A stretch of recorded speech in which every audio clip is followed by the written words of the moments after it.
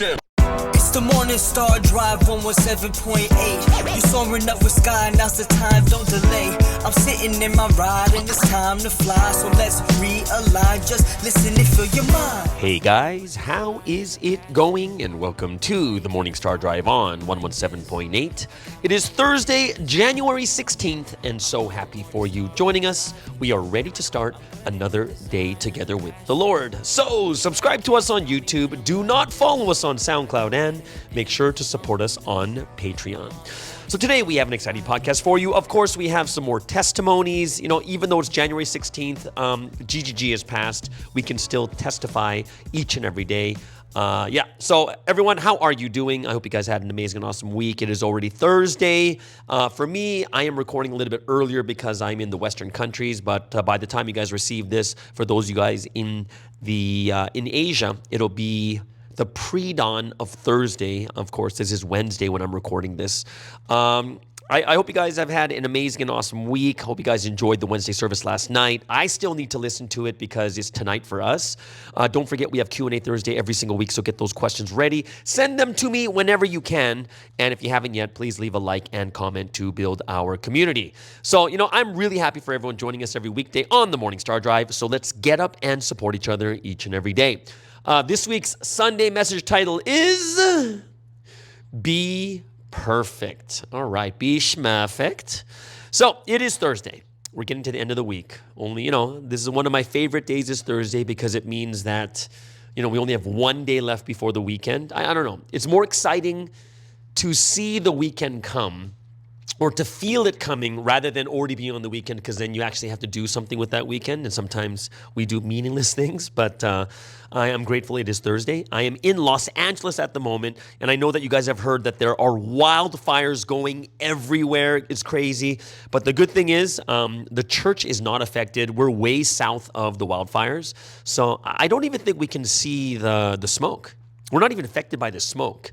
All the wildfires are in like I don't know what you say, the Hollywood and the rich areas, right? So for me, I am just here resting a bit, 2 days before I head up to San Francisco. I'll probably head to San Francisco tomorrow, like on Thursday. So when you guys get this, I actually will be heading to driving up there. It's about a 5-6 hour drive. And I just need this time of rest. I'm a little bit under the weather from just so much traveling. But here's something that's very interesting. Okay, so guys, I just want to let you guys know that I'm not here alone. You are not alone. No, I'm not alone. I'm with Pre-Pastor Wanchun, and we're just, because we drove together from Vegas over to here, and then we're going to drive up to San Francisco also. So, I guess because he's here, by default, we're going to be discussing and talking about some things going on around the world. But let's talk about the wildfires, okay? So what we know about the wildfires so far is it's in like the Palisades, Malibu. It's like the Hollywood area. All right, hold on. Pastor Wanchun has to say hi first. Hey everyone, Wanchun here. Hope you guys are having a great week. And preparing this year to evangelize. So that's something really exciting for us. I think before I guess we get into today's topics, let's really set the foundation of prayer and of becoming perfect. Yeah, like as the message really says. So back to Sky. Okay, so, sounding like a true pre-pastor, went straight into the word and told us to start evangelizing. Yeah, I know how that is. Okay, no, so here's some of the things about the wildfires. So if Pre-Pastor Wanchun is already here. I'm going to just call him Wanchun, okay? Because no one calls me Pastor Sky here. I'm just Sky, right? So this is Wanchun, okay? So what are like the big problems with the wildfires? Because you were telling me before about the water and like the drones, stuff like that. So what's going on? Like, what are the issues happening right now? If you guys have seen the news, it looks crazy. Like some of the images that have come out of LA City and the shots of the fire over the different areas like the Palisades and Malibu, and there's an Eden fire. There's like 3 main fires, and it's burned down whole region, like areas like of residents. So hundreds of houses, millions of dollars of damage, and like just people's homes are like gone now. And one of the big problems is from, I think it was Tuesday last week, the fire started. And fires are like things, I lived in Australia for 8 years and we would have wildfires. And it's a natural thing that happens. But one of the things that should have been done is like kind of maintenance, or the shrubbery and all the trees in that area, they should be maintained. Like they should be cut down because we know there's always potential risks of fire. So that wasn't done. So I guess we're blaming the California, California governor. Yeah.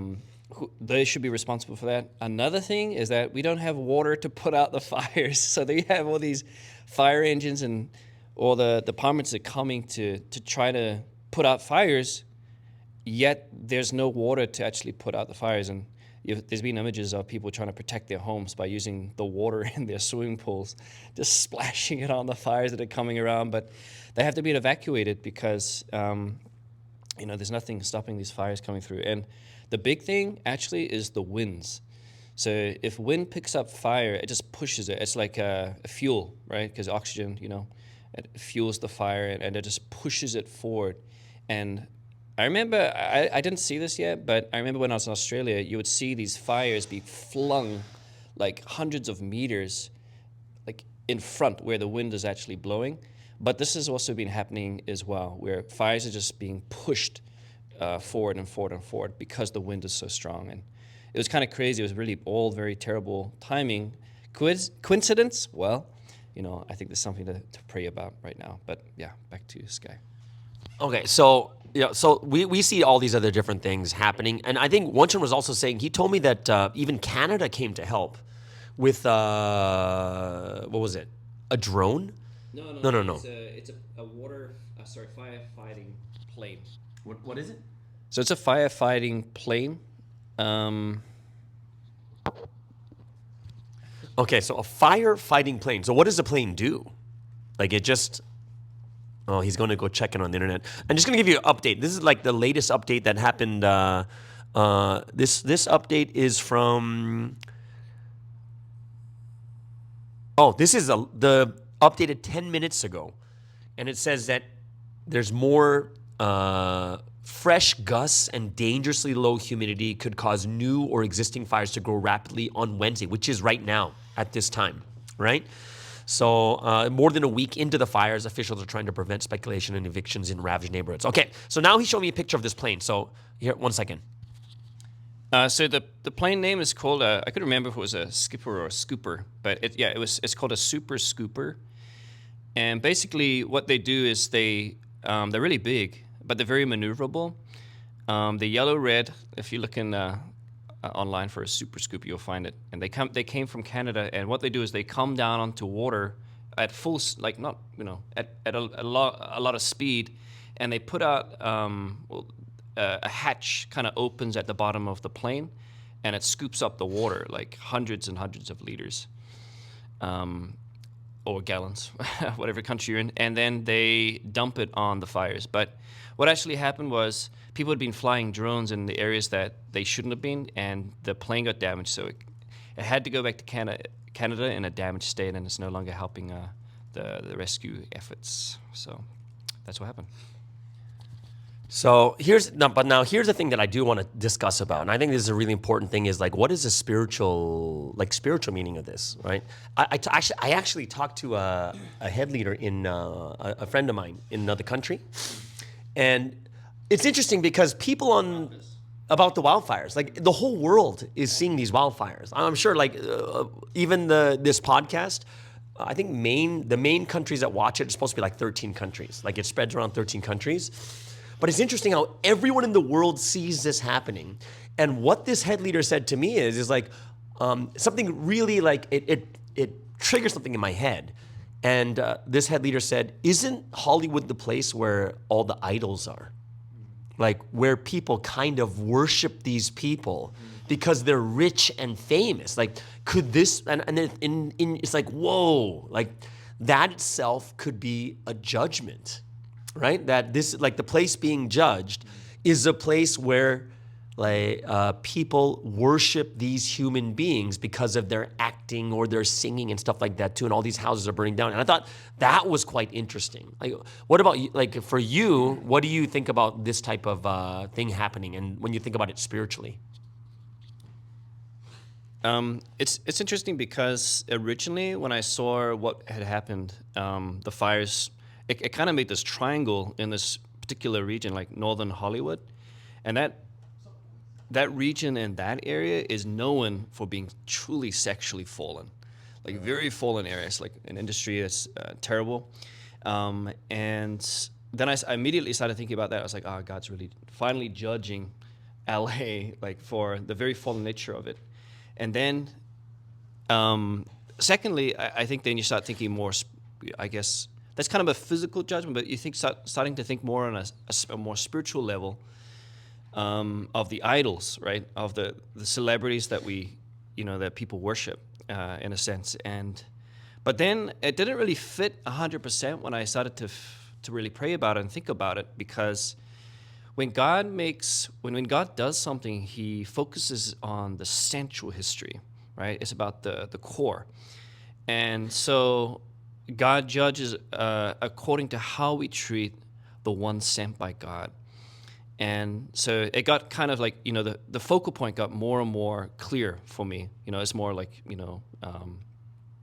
it's like an outside circle to the more inner circle. You start to really think of how God is working. And only those in Providence will know, because we're the ones in that focal history. So 2023, was a year which there was so much betrayal, there was so much slander and persecution against the one sent by God. And LA was a focal point in America, where Satan was attacking and those that were betraying came from. So that's what made me realize a lot of things. Another thing that I was thinking about, and I think this is something that we could think about also, is I was also thinking about how Wanchan was just saying is there's not enough water. And we know that water symbolizes the word, which means if there's a drought of water, there's a drought of the word, and because of that, the judgment cannot be quenched, I guess, right? So when I was looking at Los Angeles is on the coast, literally. There's ocean water everywhere, and yet there's not enough water to take out the wildfires that are happening. And it's really interesting because it's almost like you have the word. The word is here, but no one is listening. It is so fallen in Los Angeles that even though the word is here, no one listens, and there's nothing left except like judgment. And it reminds me of like Sodom and Gomorrah, where you had Lot. You had a righteous person inside that city. And even though it was, remember the conversation between Abraham and God is, hey, if there's 50 righteous, will you spare? And he's like, sure, 40, 30, 20, how about 10, right? And God's like, sure, if there's just 10, I'm going to judge. And of course, God knows how many there actually literally is, which means that if Abraham went one step further and said, one, then they would have made it, right? But you kind of look at that, it's like, wow, that's how bad the situation actually is. And I'm not going to say that it is LA. I would say that it's just symbolic of America itself. Because the week before, I'm not sure if people in LA knew, there was a massive snowstorm in the East Coast. And the place that got hit the most was DC, the capital city of America. Like, that's super symbolic too. And I was able to go 3 days after the snowstorm, and I arrived, it was -6. And then there was still snow, like you could see all the snow, and it was like 1.5 feet. It was crazy, right? So when I look at this, I was like, oh, this is not like an ordinary thing. You can kind of see that it is some type, the judgment hit like the very, very strong areas. One is where the people worship these people, and the other is like the capital city where the government and stuff is there too. So it is something that I look at and say, this is not like an ordinary thing. And we know, like Wanchan was just saying, is we know the times. We know what's happening at Sunstein. We know like all the things that have happened thus far. And it's not something that we could look at and just say, oh, yeah, it's a normal thing. It's definitely not a normal thing. It reminds me of what Sunseem said, was it last year or in 2023? Sunseem said, if it's a regular occurrence, it's not judgment. Why? Because it regularly occurs. But if it's something beyond what is regular, like the snowstorm, like the wildfires, then it's something you need to pray about, and you know that it's something beyond it. So that is something that I was really thinking about also, right? And kind of have. I'm not sure if you guys have any what you guys are thinking. I'd love to hear what you guys think in the comments below. Wanchan, is there anything you want to add to this, like from thinking about these wildfires and things happening in America?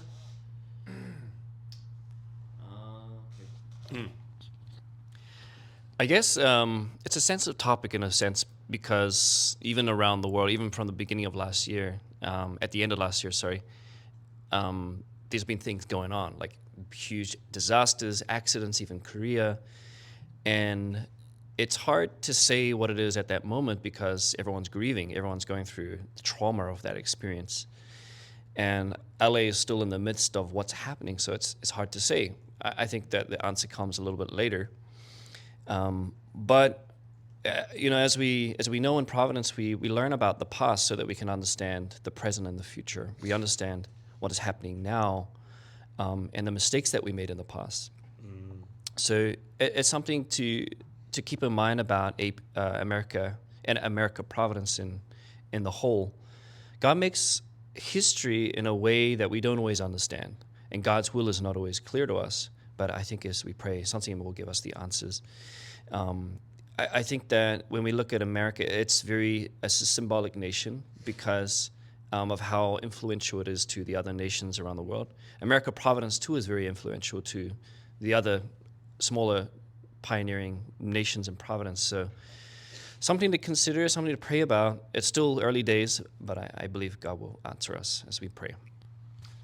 All right. So before we move forward into today's podcast, I don't know. I really like this type of podcast where there's two people, we can bounce ideas off each other. But before we get to the next section, we'll talk a little bit more about different things too. Let's move into the first music break of the day.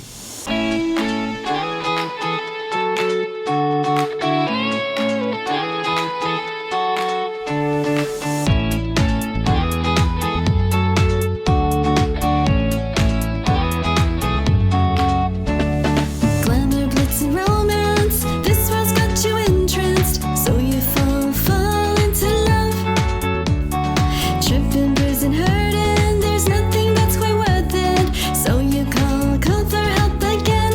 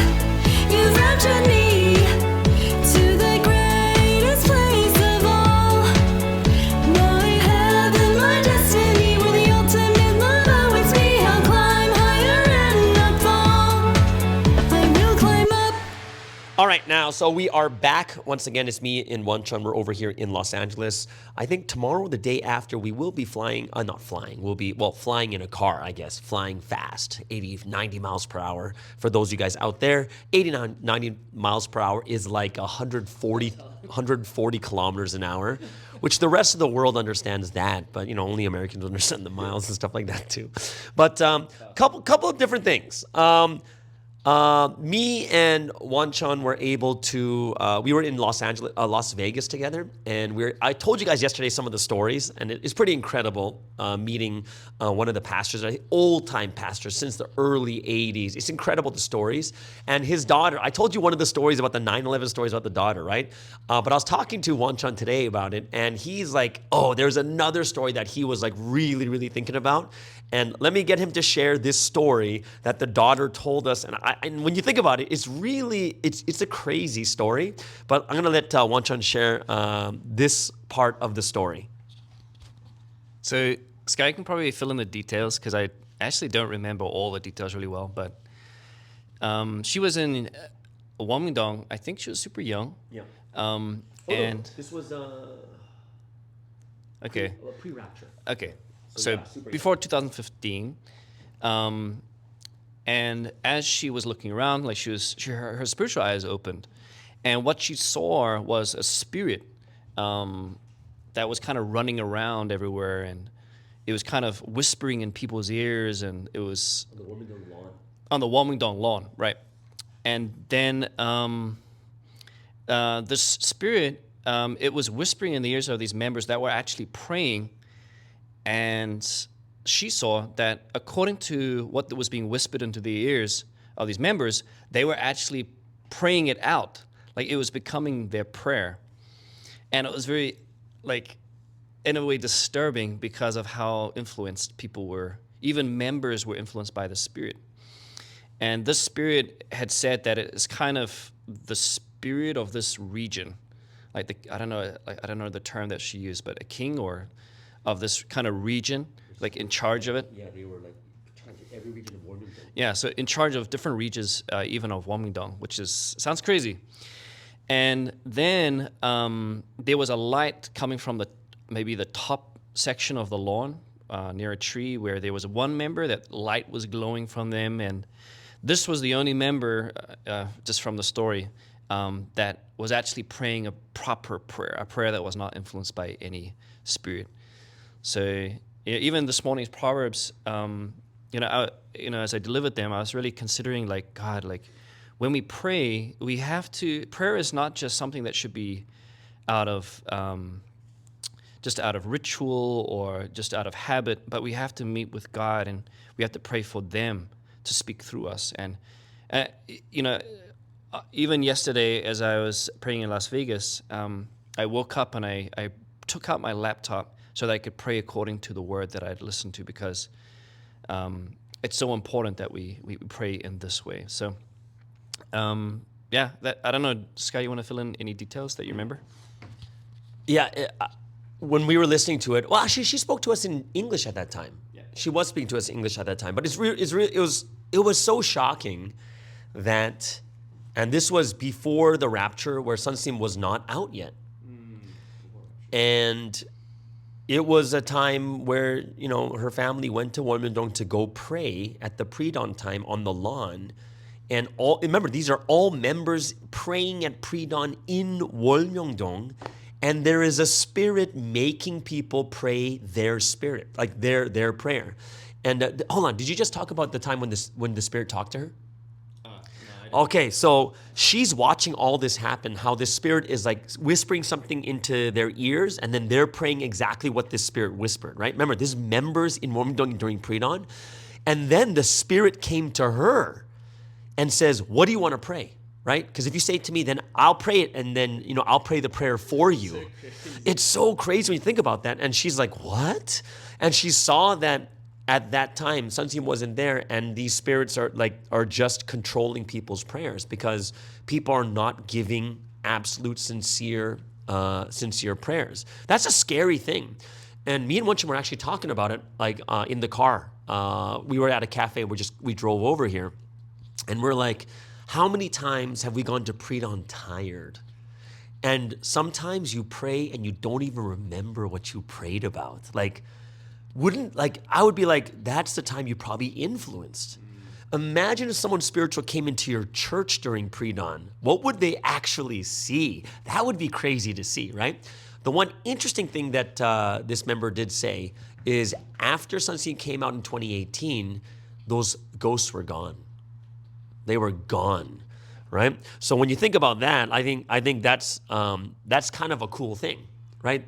That is kind of a cool thing where you realize that when the condition is set, right? When the condition is set, then these spirits and ghosts, think about it. It's crazy is that it's even in Wolmyeongdong, it's like this.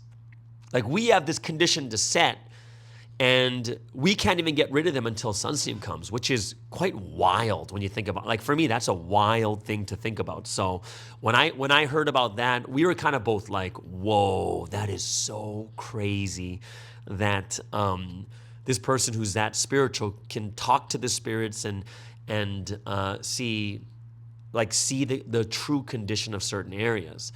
And it's kind of like what Wanchun just said is, even at that time,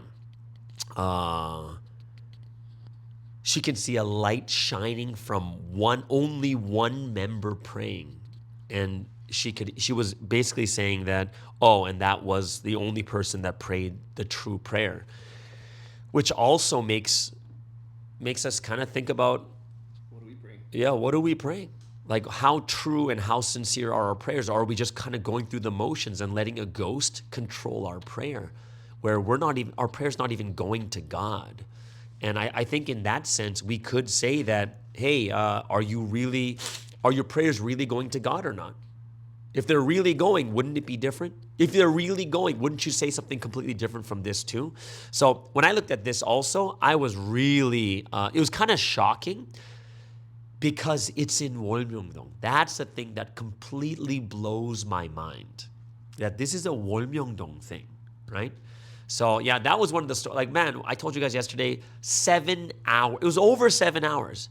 And what the daughter was telling us is, when I said, we're so thankful that we can come over, and what the daughter said was, no, we are thankful. And I'm like, why?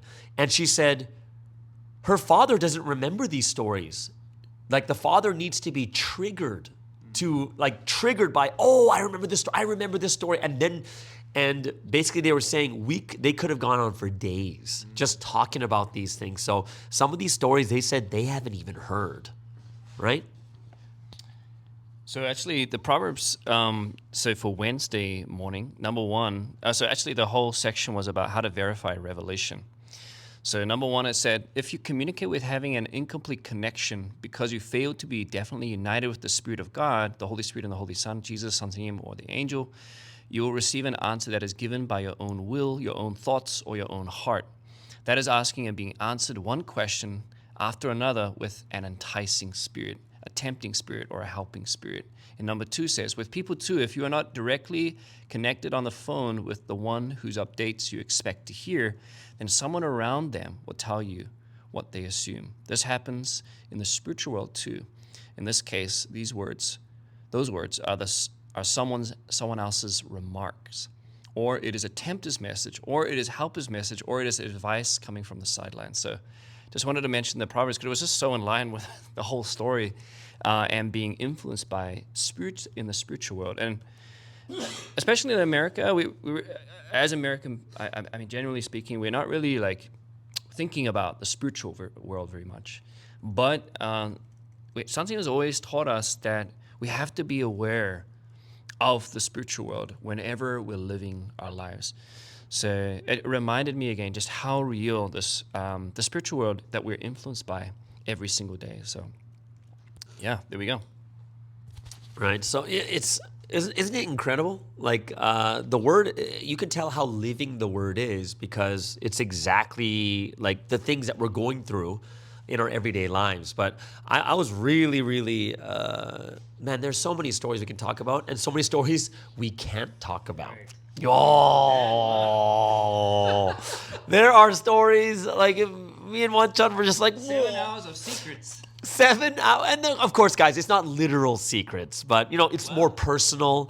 And it's like things that they don't want, we can't just expose what someone, they're just private. It's not secret. It's just a private thing because it's between them and Sunsteam or whatever it is. And that's why it's not for us to say it. It's for them to say it kind of thing. So that was quite amazing.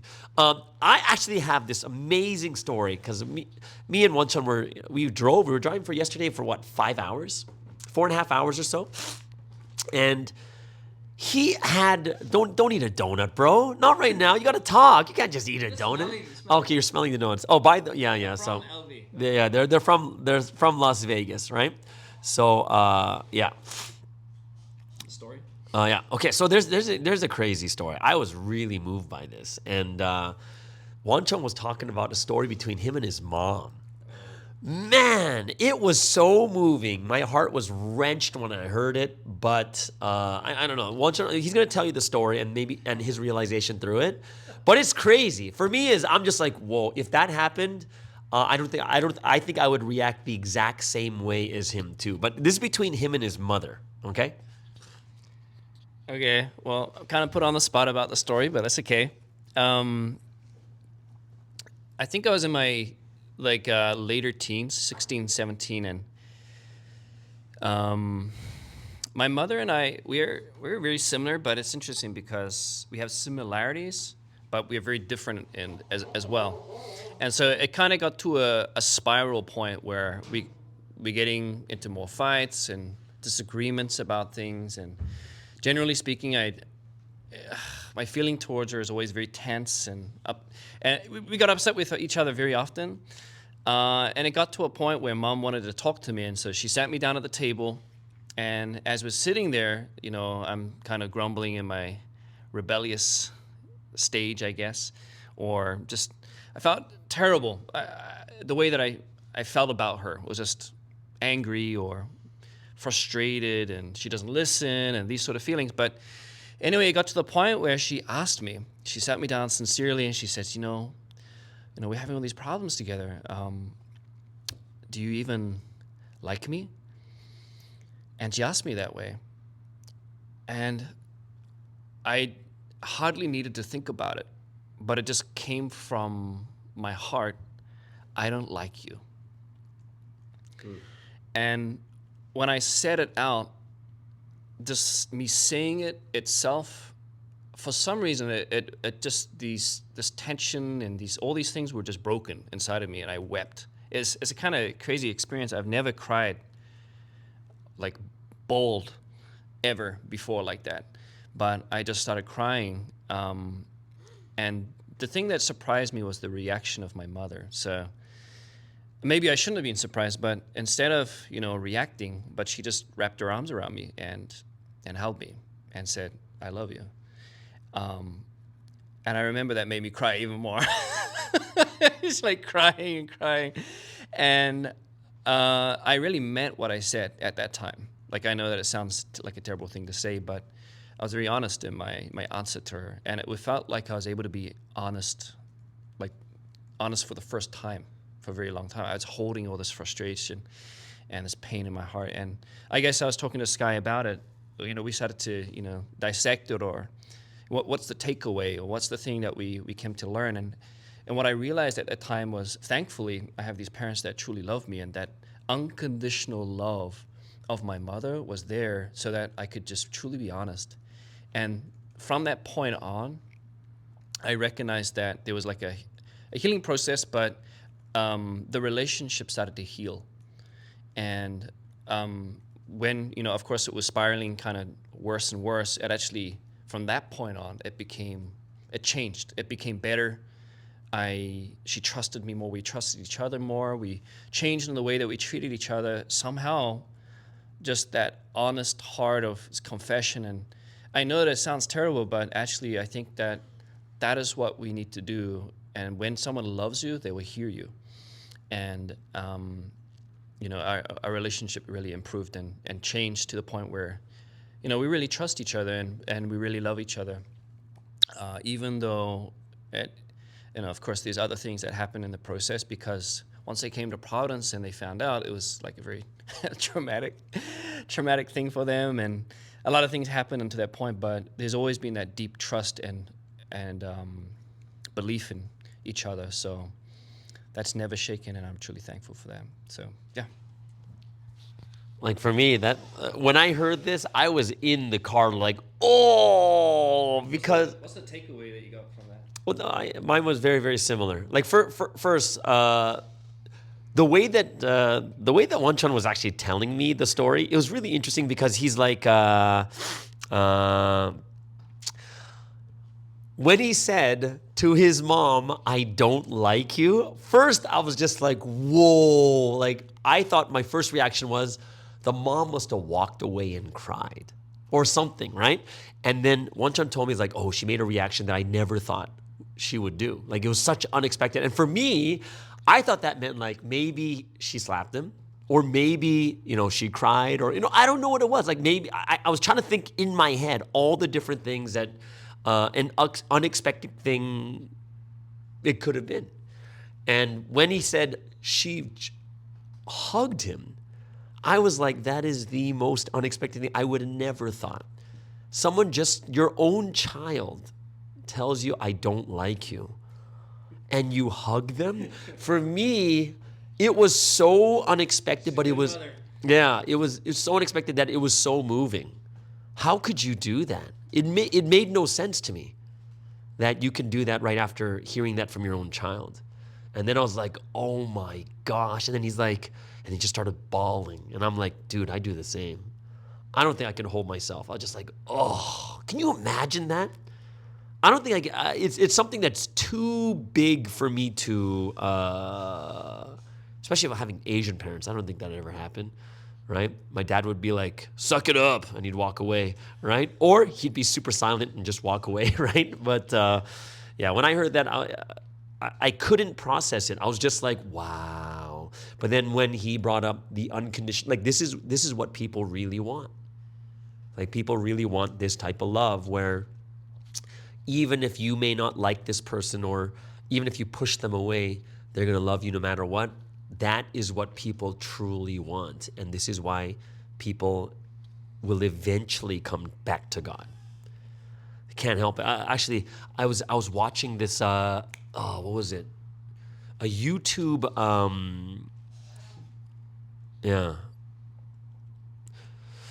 YouTube short. Yeah, give me 1 second. So I was watching this. I wish I can find this YouTube short. And I forget what it was, but it's a preacher. And the preacher said that I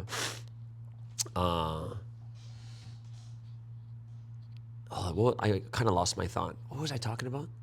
That's short of the preacher talking? Yeah, before that, I was going to bring this up for a certain point. I'm getting old. Yeah, I was talking about unconditional love, right? What was it? Because I had a point to connect it to. But I remember that I was listening to it, and I completely forgot. I'm so lost. I was like, because I lost the point. Now I don't even know what the connecting point is. And then I think if I tell the YouTube short, it's going to make no sense, and I'm going to be stuck and just awkward. More awkward than it is right now. But I think that's something that people really, really want, is we want that unconditional love. I think that experience itself, I hope everyone, I cannot say it's a standard, but I hope everyone can experience the kind of love when, even though you're at your lowest point, someone is still there for you. I remember when I first came to Providence, I think it was 2009, I was in Wamingdong, and there was, for some reason, there were some Koreans there that wanted me to talk to a newcomer that had come, and they had fallen away, but still that got them to Wamingdong, and they stopped learning. But they asked me to share some testimonies, and I remember sharing the testimonies about Sansiam, and I think I was in Providence for a year or so. But one of the things that I had realized, there's a process, it's something very interesting that happens when you share deep stories, because the person that's sharing, they realize even more deeply. And the grace that's being given, you may have shared that story a few times before, but when you share it again under the the guidance of the Holy Spirit, it's like the Holy Spirit reveals to you even a deeper level. Right. But as I was sharing, I was really thankful I was able to share, even though everything is not completely all organized in my thoughts and how I'm going to say it and how it's going to sound great. But what I shared was that Santiam became someone that I can completely trust, that I could dedicate, that listening to these words allowed me to trust him to dedicate my life towards the Trinity as well as to him, because I learned a lot about Santiam's life. And so there was no one else that had truly become my teacher.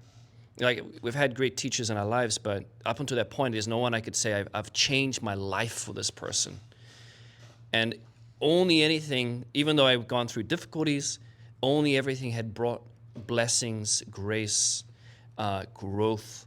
And so I testify to this newcomer that if you study again, if you really put in your effort, you will see the fruits that come from all the sacrifices that Santiam has given until now. You will see it in your own life if you put it to practice.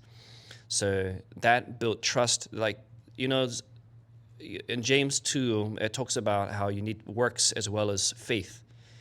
And the thing is that I think, as coming from Christianity, I hadn't been a person that really took action deeply, properly.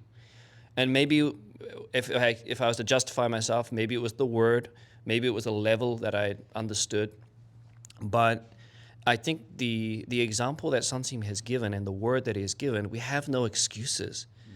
And it's not to put any pressure on anyone, but we have so much resource to develop our faith in such a powerful way. So that's how I testified to this newcomer. It wouldn't have been as articulated as it is now, but they received the inspiration to continue, to start again, to start to learn, and to really trust in Santiam the way that this foreigner, this white guy from New Zealand had testified. So it's very interesting. Okay. Yeah, I'm very, very grateful and thankful that we're able to have this type of conversation for today's podcast. Of course, while I'm on this, I'm kind of sad a little bit that I'm only starting these types of podcasts now, because it's such a great opportunity to meet with people, talk to them, do like these types of podcasts. I think it would be awesome, like, to continue these types of things. But of course, I'll be going back to Korea. There's not many people there that actually speak English. And there's not many people there that actually visit that often where I can just sit down and have these types of conversations. But I am very grateful and thankful that we can do this one today. Hope you guys enjoyed it. Put in the comments what you think about these types, because I do want to do more of these. Or I would love to get your testimonies and play them on this podcast also. But very grateful for everyone joining us on the Morning Star Drive. Have an amazing and awesome Thursday. We'll see you guys again tomorrow on the Morning Star Drive on 117.8. It's the Morning Star Drive 117.8. You soaring up with sky, now's the time, don't delay.